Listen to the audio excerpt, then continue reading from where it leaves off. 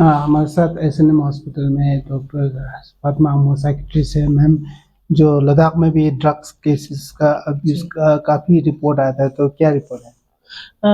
जी बिल्कुल, अभी जैसे लद्दाख में ड्रग्स का जो सिनेरियो है वो बिगड़ता ही जा रहा है। पिछले कुछ सालों में जिस तरह के ड्रग्स यूज़ करते थे और जिस तरह के पेशेंट्स हमारे पास आते थे, उसमें भी एक पैटर्न में चेंज आया है। हम पहले ज़्यादातर जो केसेस आते थे वो अल्कोहल से, शराब से रिलेटेड या तम्बाकू से रिलेटेड केसेस आते थे, लेकिन और जो इलिसिट ड्रग्स है उनमें कैनबिस, जो गांजा, भांग, इन सब से रिलेटेड केसेस ज़्यादा देखने को मिलता था। लेकिन पिछले 1-2 सालों में हमने ये बदलाव देखा है कि अभी इससे भी ज़्यादा तेज़ जो ड्रग्स हैं, जिसका ज़्यादा नुकसान होता है, वो सारे ड्रग्स और जो लेने का माध्यम है जिसमें इंजेक्शन लगाना जो सबसे गंभीर वाला जो रूप माना जाता है, वो वाले केसेस भी इनकी जो आंकड़े हैं वो बढ़ते जा रहे हैं। तो हमारे पिछले कुछ 1-2 महीने में भी में ही हमारे हॉस्पिटल में बहुत सारे ऐसे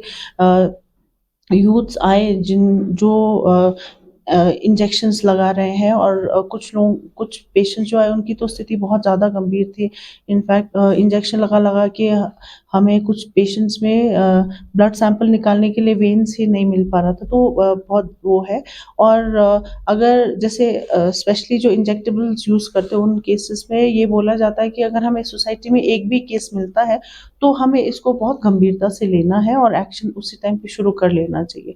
जी, तो सिचुएशन जो है, हालत जो है वो बिगड़ता ही जा रहा है। जी। मैम, पहले-पहले जो समर में ही शिकायत से ज़्यादा आते हैं ड्रग्स अब्यूज़ जी। का, क्योंकि जो रोड खुला रहता है, और जी। दूसरी बात कौन से एज ग्रुप में ज़्यादा ये जी, हमारे पास जो पेशेंट्स आ रहे हैं वो एज ग्रुप जो है अर्ली 20s, मतलब 20, 21-22 से लेके लगभग 28 30 तक की एज ग्रुप में हेल्प सीकिंग के लिए, मतलब इलाज के लिए आ रहे हैं। लेकिन इन्हीं पेशेंट से जब हम बात करते हैं तो हमें ये पता चलता है कि इन्होंने ये सब यूज़ करना बहुत पहले से शुरू कर लिया। तो हम ये इन्फर कर सकते हैं कि शुरुआत जो है बहुत पहले हो जाता है, लगभग स्कूल एज में, मतलब 15-16 साल की उम्र में ही इलिसिट ड्रग्स जो गांजा या भांग है, या फिर ओपियोइड्स जो है इंजेक्शन के तौर पे जो लगा रहे हैं, जैसे जो स्ट्रीट नेम्स है, स्मैक, हेरोइन, ये सारी चीज़ें,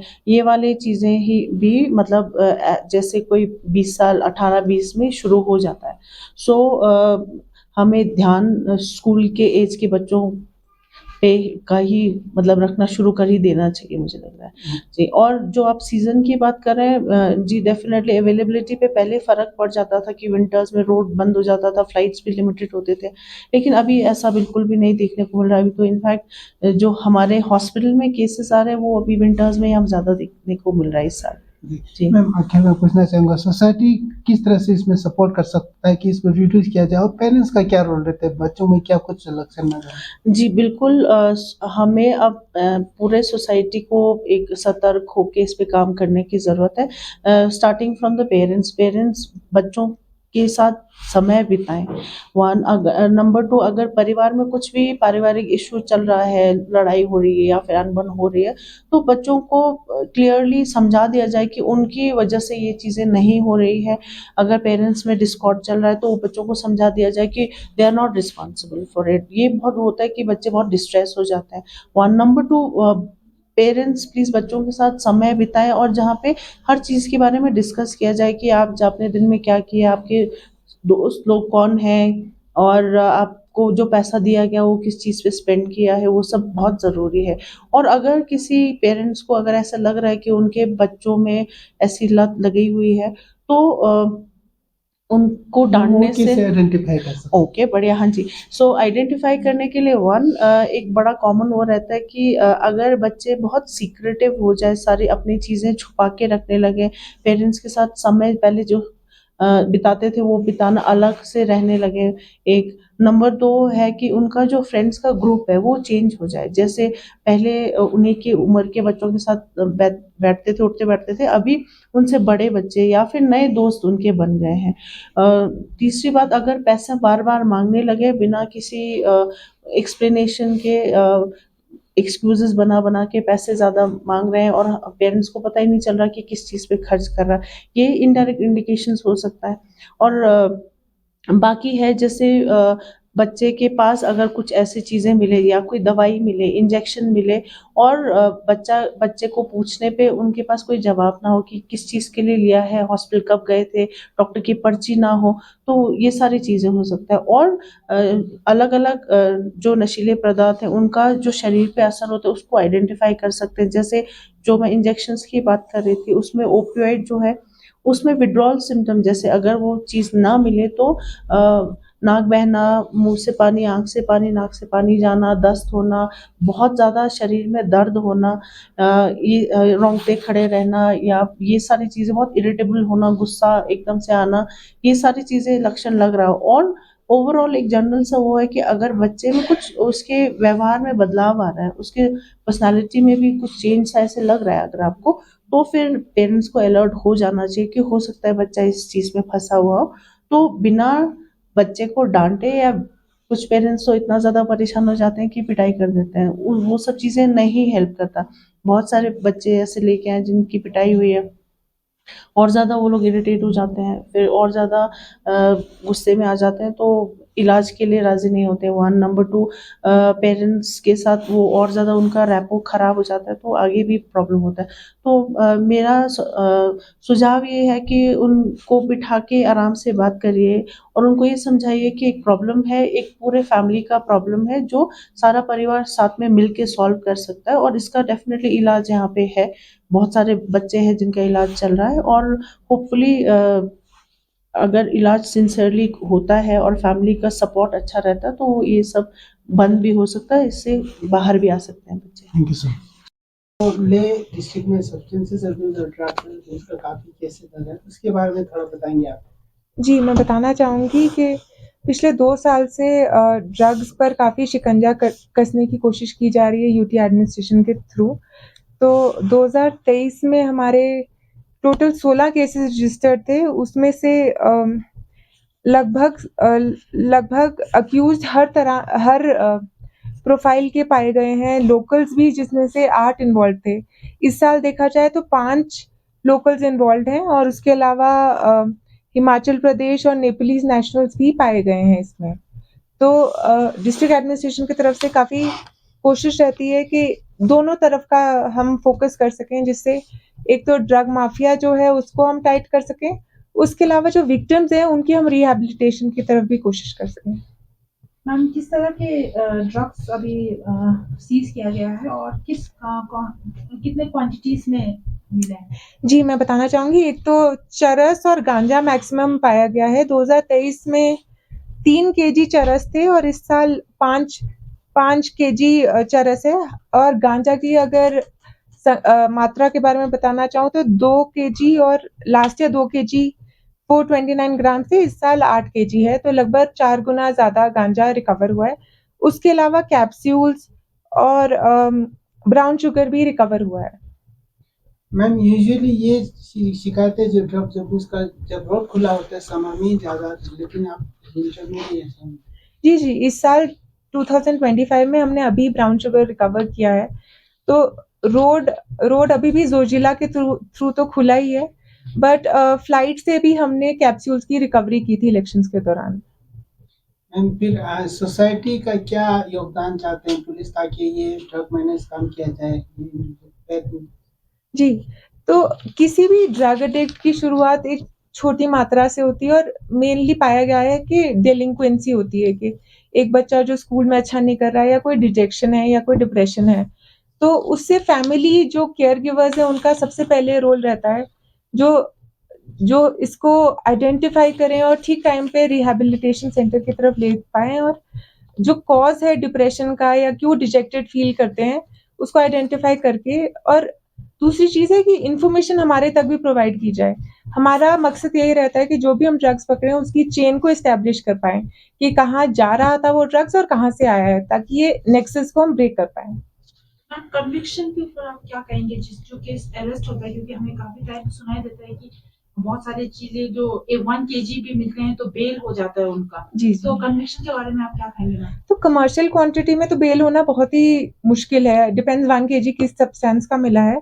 पर इस साल मैं जुडिशरी का धन्यवाद करना चाहूँगी क्योंकि हमारे जो 15 केसेस चलान हुए उसमें 6 ऑलरेडी कन्विक्टेड हैं। तो उम्मीद करती हूँ कि इस साल बाकी के केसेस कन्विक्शन की तरफ हम कर पाएँ, हम भी अपनी इन्वेस्टिगेशन को इम्प्रूव करें। तो एक डेटरेंस होगी सोसाइटी में कि ये अगर आप ये क्राइम करेंगे, आप नशा तस्करी में भाग करेंगे तो आपकी बेल होनी आसान नहीं है और उसके बाद आपको जेल में टाइम निकालना है। मैम जो बच्चे ड्रग्स में इन्वॉल्व होते हैं उनकी लगभग एज ग्रुप क्या होता है और साथ ही साथ उनको रिहेबिलिट करने का एडमिनिस्ट्रेशन की तरफ से क्या स्टेप लिए? जी जो एज ग्रुप है वो अबाउट 18 to 25 का है और ड्रग एडिक्शन सिर्फ एक सिंगल प्रॉब्लम नहीं है, ये परिवार को भी अफेक्ट करती है। ये क्राइम का जब उसको पैसे खत्म हो जाएंगे वो चोरी करेगा, मर्डर करेगा, रेप करेगा, कोई ना कोई क्राइम करेगा। तो इसकी जो ड्रग एडिक्शन के लिंकेज है बहुत बड़ा लिंकेज है, तो इसको कंट्रोल करना बहुत जरूरी है। तो डीसी ऑफिस के सपोर्ट से उनके पास एक ड्रग रिहैबिलिटेशन सेंटर है जो और ड्रग डी एडिक्शन सेंटर है जो हार्ट फाउंडेशन के वहाँ ऑपरेशनल है अभी। मैम डिस्ट्रिक्ट पुलिस ले की तरफ से काफी इनिशिएटिव लिया गया है अवेयरनेस ड्रग अवेयरनेस है। मैम उसके ऊपर थोड़ा सा ब्रीफ बताइए क्योंकि ये भी काफी काउंसिल से ये भी सुनने को मिल रहा है कि एट टाइम्स क्या होता है कि स्टूडेंट्स को एक नया चीज पता चल जाता है अवेयरनेस के थ्रू भी। तो आप किस तरह से देख रहे हैं इस चीजों को? मैं मानती हूँ कि आजकल सोशल मीडिया और मूवीज और एंटरटेनमेंट की वजह से लोगों को वैसे ही काफी जागरूकता है। ये नहीं कह सकती कि आजकल के यूथ को अवेयरनेस नहीं है कि क्या क्या अवेलेबल है, क्या क्या गलत चीजों में वो डल सकते हैं। पर अवेयरनेस के माध्यम से हमारा एक कनेक्ट बनता है स्टूडेंट से, जिससे हमें इंफॉर्मेशन भी मिलती है कि कहाँ सप्लाई हो रही है, कहाँ। तो बच्चे हमारे आईज एंड ईयर्स भी बनते हैं, उसके अलावा बच्चे अपने बाकी पीयर ग्रुप के बारे में बताते हैं कि कौन कहाँ किस सब्सटेंस में जुड़ा हुआ है, उस वजह से हम हेल्प कर पाते हैं। पर आजकल सोशल मीडिया और इंटरनेट के माध्यम से वैसे ही बच्चे बहुत अवेयर हैं गलत सब्सटेंसेस के बारे में। हमारा तो कोशिश यही रहती है कि कैसे इनको डिटेक्ट कर पाए। लास्टली मैम एक क्वेश्चन, जैसे आप लोगों ने बताया कि जो अवेयरनेस होते हैं लोगों को, अगर कोई चीज कोई किसी को कोई शक होता है कि ये ड्रग अब्यूज है या सब्सटेंस अब्यूज करते हैं या सेल करते हैं, तो उस टाइम पे लोग पुलिस को कैसे रीच आउट कर सकते हैं? क्योंकि ऐसा भी होता है कि हम क्यों इस केस में फंसे, क्यों बताएं? बिल्कुल। तो ये जो हमारे सोर्स है, हमारे जितने भी ऑफिशियल नंबर्स हैं और 112 भी रहेगा, तो आप हमें इन्फॉर्मेशन शेयर कीजिए। हमारे सोशल मीडिया में कई बार मुझे डायरेक्ट मैसेजेस आते हैं, तो जो भी आप इन्फॉर्मेशन शेयर करेंगे वो बिल्कुल ही गुप्त रहेगी, आपका नाम नहीं आएगा। तो आप एक अच्छे नागरिक हैं तो हमारे साथ जरूर शेयर करेंगे और मैं आश्वासन देना चाहती हूँ कि इसमें कोई आपका नुकसान नहीं होगा, आप बल्कि सोसाइटी के लिए गुड सिटीजन बनके हम सबकी मदद करेंगे। आखिर में ड्रग्स को लेके आप लोगों से क्या अपील करना चाहिए, खासकर पेरेंट्स?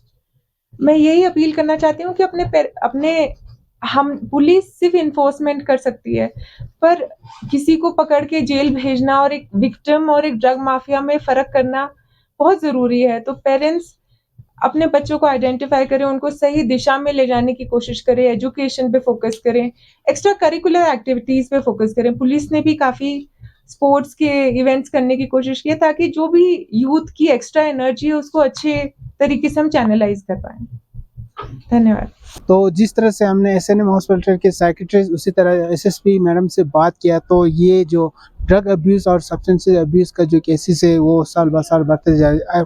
आपको थोड़ा डाटा बता दूं तो 2023 में चरस 3 केजी पकड़ा गया, उसी तरह गांजा 2 केजी, और 2024 की बात करें तो ये इंक्रीज होकर 5 केजी पकड़ा गया, उसी तरह जो गांजा की मात्रा 8 केजी। तो जिस तरह से जो एसएसपी ने भी बताया कि पुलिस और हेल्थ डिपार्टमेंट की तरफ से अवेयरनेस और साथ ही साथ लोगों को जागरूक करने की कोशिश कर रहे हैं, लेकिन जो सब्सटेंसेस अभी लद्दाख के पॉपुलेशन के हिसाब से काफ़ी इंक्रीज कर रहा है, तो इसमें लोगों का योगदान भी, सहयोग भी बहुत ज़रूरी है। उन्होंने बताया कि किस तरह से पेरेंट्स अपने बच्चों को ख्याल रखें, साथ ही साथ पब्लिक ऐसे केसेस को पुलिस और या हेल्थ डिपार्टमेंट को इन्फॉर्म करें। तो ये थे जो ड्रग अब्यूज़ को लेके हमारे जो रिपोर्ट मैं और मेरे साथी सोनम नेटवर्क 18 के लिए लेस है।